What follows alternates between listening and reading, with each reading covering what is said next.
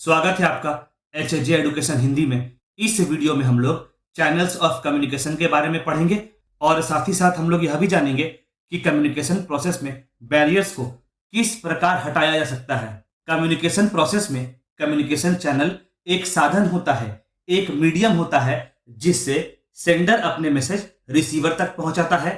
Appropriate channel को select करना बहुत इंपॉर्टेंट होता है क्योंकि कम्युनिकेशन चैनल मैसेज का फ्लो को आसान बनाता है। आज के समय में टेक्नोलॉजी की वजह से कई सारे कम्युनिकेशन के चैनल देखे जा सकते हैं। चलिए आगे बढ़ते हैं और कम्युनिकेशन के अलग अलग चैनल्स को देखते हैं। पहला, face to face communication. Face to face communication में दो या दो से अधिक लोगों के बीच में कम्युनिकेशन होता है।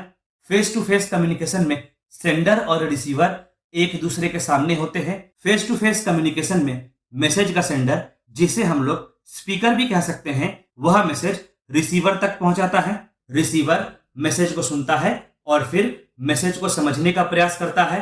इस चैनल ऑफ कम्युनिकेशन में वर्बल और नॉन वर्बल कम्युनिकेशन दोनों का उपयोग करने का अवसर मिलता है, जिससे कम्युनिकेशन प्रोसेस की क्वालिटी बढ़ने का चांसेस ज्यादा होता है। फेस टू फेस कम्युनिकेशन में बॉडी लैंग्वेज और वोकैबुलरी का इन्वॉल्वमेंट होने की वजह से कम्युनिकेशन प्रोसेस में लेवल ऑफ अंडरस्टैंडिंग बढ़ता है और कम्युनिकेशन प्रोसेस में क्लैरिटी आता है। अगला, communication with the help of document. Corporate communication में ऑफिशियल डॉक्यूमेंट की सहायता से भी कम्युनिकेशन होता है। ऑफिशियल डॉक्यूमेंट के कुछ एग्जांपल्स हैं company policy document, employment agreement, financial document, legal document आदि। कंपनी पॉलिसी डॉक्यूमेंट की सहायता से कंपनी लोगों को अपना पॉलिसी बताती है। फाइनेंशियल डॉक्यूमेंट की सहायता से कंपनी अपने इन्वेस्टर, डेटर्स, क्रेडिटर्स, गवर्नमेंट आदि तक अपने फाइनेंसेस की जानकारी पहुंचाता है। अगला कम्युनिकेशन चैनल है ईमेल। कॉर्पोरेट कम्युनिकेशन में ईमेल एक बहुत इंपॉर्टेंट रोल निभाता है। कॉर्पोरेट कम्युनिकेशन के लिए वन ऑफ द बेस्ट और इंपॉर्टेंट ऑप्शन होता है ईमेल। ईमेल की मदद से इंपॉर्टेंट डॉक्यूमेंट और जरूरी फाइल्स भी अटैचमेंट के रूप में शेयर किया जा सकता है और लार्ज ग्रुप से कम्युनिकेशन करना ईमेल की वजह से आसान हो जाता है। लेटर्स की तुलना में ईमेल से कम्युनिकेट करने पर ऑर्गेनाइजेशन का टाइम और कॉस्ट दोनों सेव होता है। ऑर्गेनाइजेशन का टाइम और पैसे दोनों सेव होते हैं। अगला, टेलीफोन। अर्जेंट और क्विक कम्युनिकेशन के लिए टेलीफोन भी एक अच्छा साधन होता है, एक अच्छा कम्युनिकेशन का चैनल होता है। टेलीफोन की सहायता से लंबी दूरी तक मैसेज पहुंचाया जा सकता है। अगला, वीडियो कॉन्फ्रेंसिंग। टेलीफोन के बाद लॉन्ग डिस्टेंस के लिए वीडियो कॉन्फ्रेंसिंग भी एक अच्छा चैनल ऑफ कम्युनिकेशन होता है। वीडियो कॉन्फ्रेंसिंग में भी वर्बल और नॉन वर्बल दोनों प्रकार के कम्युनिकेशन स्थापित किया जा सकता है।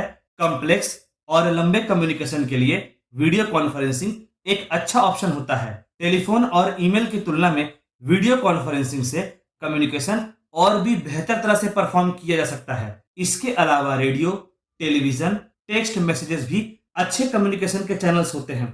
अगला, सोशल मीडिया। कम्युनिकेशन के लिए one of the popular channel है सोशल मीडिया। सोशल मीडिया के माध्यम से कंपनी अपने कंज्यूमर और कंज्यूमर अपने कंपनी से जुड़ पाते हैं। सोशल मीडिया का ही एक पार्ट है मैसेजिंग ऐप, जो कि रिटन कम्युनिकेशन का एक इंपॉर्टेंट चैनल बन चुका है। चलिए आगे बढ़ते हैं और जानते हैं कि कम्युनिकेशन प्रोसेस से किस प्रकार बैरियर्स को हटाया जा सकता है।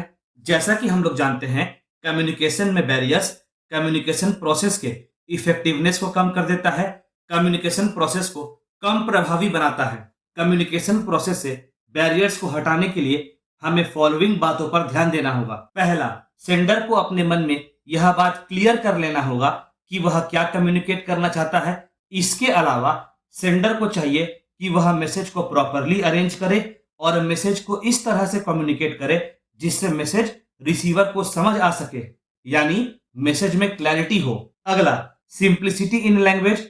मैसेज में यूज होने वाला वर्ड्स, वोकैबुलरी, एक्सप्रेशन आदि सिंपल, क्लियर और कॉन्साइज यानी संक्षिप्त होना चाहिए। सेंडर को कम्युनिकेशन प्रोसेस में एम्बिगुअस वर्ड, कंफ्यूज करने वाले वर्ड्स का यूज नहीं करना चाहिए। इसके अलावा कम्युनिकेशन का टोन और कंटेंट को इस तरह रखना चाहिए ताकि रिसीवर का सेंटीमेंट हर्ट ना हो। अगला, अंडरस्टैंडिंग द रिसीवर। अगर पॉसिबल हो तो कम्युनिकेशन स्टार्ट करने से पहले सेंडर को रिसीवर के एबिलिटी, कैपेबिलिटी, मेंटल और फिजिकल स्टेट यानी मेंटल और फिजिकल अवस्था के बारे में इंफॉर्मेशन इकट्ठा करना चाहिए। अगर हो सके तो सेंडर को रिसीवर के सोशल और कल्चरल बैकग्राउंड के बारे में भी जानकारी इकट्ठा करना चाहिए और इन सब इंफॉर्मेशन के आधार पर ही कम्युनिकेशन स्टार्ट करना चाहिए। अगला, emphasis on active involvement. Receiver और सेंडर को पूरे कम्युनिकेशन प्रोसेस में एक्टिवली इन्वॉल्व होना चाहिए ताकि दोनों मैसेज को प्रॉपरली समझ सके और कम्युनिकेशन प्रोसेस में किसी भी प्रकार का मिसकम्युनिकेशन या मिसकंसेप्शन अराइज ना हो। अगला, selection of communication channel. Communication process के लिए एप्रोप्रिएट चैनल को सिलेक्ट करना चाहिए। इससे कम्युनिकेशन प्रोसेस में मैसेज प्रॉपरली फ्लो करता है और मैसेज में डिस्टॉर्शन होने के चांसेस कम जाते हैं और मैसेज सेंडर से रिसीवर तक प्रॉपरली पहुंच पाता है। अगला, ऑब्जेक्टिव्स। ऑर्गेनाइजेशन को यह इंश्योर करना होगा कि वह अपने ऑब्जेक्टिव्स, गोल एंड पॉलिसीज को इंप्लॉइज तक क्लियरली और संक्षिप्त रूप में पहुंचा सके ताकि इंप्लॉइज के बीच में किसी भी प्रकार का कोई कंफ्यूजन ना हो। अगला, avoiding too much information. Communication perform करते समय सेंडर को इस बात का ध्यान रखना होगा कि मैसेज में बहुत सारे अनावश्यक इंफॉर्मेशन, अननेसेसरी इंफॉर्मेशन नहीं होनी चाहिए। प्रयास यह भी रहना चाहिए कि इररिलेवेंट इलैबोरेशन को भी अवॉइड किया जाए। अगला, proper follow up. Regular basis में कम्युनिकेशन प्रोसेस के वीकनेस को खोजने का प्रयास करना चाहिए और कम्युनिकेशन प्रोसेस को कैसे सुधारा जाए इसके लिए मेजर्स भी अडॉप्ट करने चाहिए। मैसेज रिसीवर तक सही से पहुंचा है कि नहीं इसका भी ध्यान रखना चाहिए और यह भी इंश्योर करना चाहिए कि कम्युनिकेशन प्रोसेस के लिए एप्रोप्रिएट चैनल का चुनाव किया गया है। अगला पॉइंट है मिनिमाइजिंग नॉइज। किसी भी कम्युनिकेशन प्रोसेस में नॉइज इंटरफेरेंस को दिखाता है। प्रयास करना चाहिए कि पूरे कम्युनिकेशन प्रोसेस में नॉइज को रिड्यूस किया जाए। इसके लिए नॉइज के सोर्सेस का पता लगाना बहुत जरूरी होता है और सोर्सेस पता लगने के बाद नॉइज को रिड्यूस करने का प्रयास करना चाहिए। जितना नॉइज रिड्यूस होगा कम्युनिकेशन प्रोसेस में उतना क्लैरिटी बढ़ता जाएगा।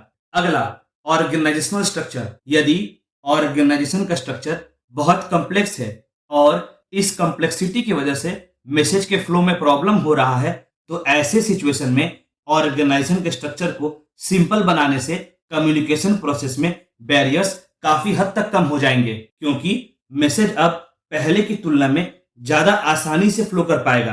अगला पॉइंट है प्रॉपर फीडबैक। कम्युनिकेशन प्रोसेस में प्रॉपर फीडबैक का एक मैकेनिज्म होना बहुत जरूरी होता है जिससे सेंडर यह बात आसानी से समझ सके कि रिसीवर को मैसेज रिसीव हुआ है कि नहीं और सेंडर यह भी जान सके कि रिसीवर को मैसेज समझ आया है कि नहीं। फीडबैक से मिले इंफॉर्मेशन की सहायता से यह भी पता लगाया जा सकता है कि कम्युनिकेशन प्रोसेस सही ट्रैक में है कि नहीं।